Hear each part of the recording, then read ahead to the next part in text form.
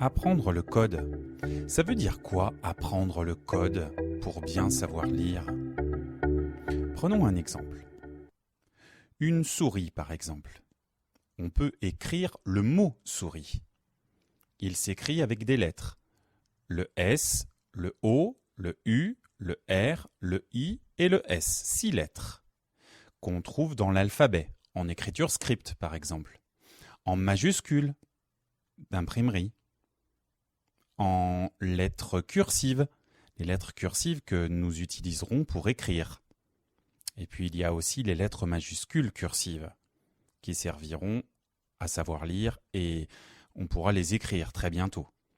4 alphabets au total pour 26 lettres dans chaque alphabet. Revenons au mot souris. Il comporte 2 syllabes, sou et ri. Sou, ri. 2 syllabes. Souris. Le S fait S. Attention, le O et le U font du bruit ensemble. On entend OU. Du coup, S et OU, sou. C'est ça, apprendre le code. Ensuite, on retrouve le R, et le I, qui feront ri, le ri de souris. Il faut aussi savoir que certaines lettres sont muettes. Il y a un S à la fin de souris, mais on ne l'entend pas. On dit que cette lettre est muette. Après avoir bien su lire le mot souris, tu pourras par exemple écrire soupe. On retrouve le sou de souris. Avec le ri, tu pourras écrire par exemple le mot rivière.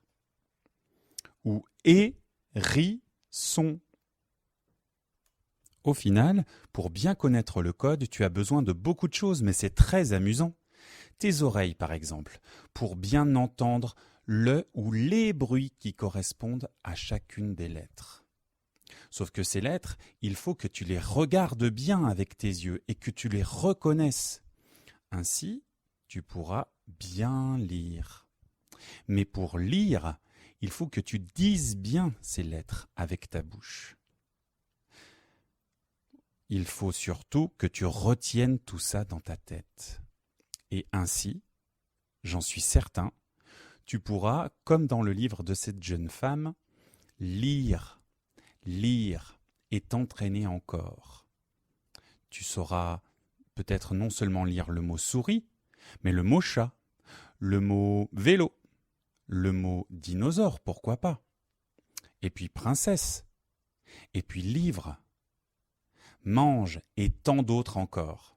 Mais quoi de mieux que de lire des phrases ou des histoires, comme « Le chat mange la souris », que tu pourras également écrire, comme tu pourras écrire d'autres histoires.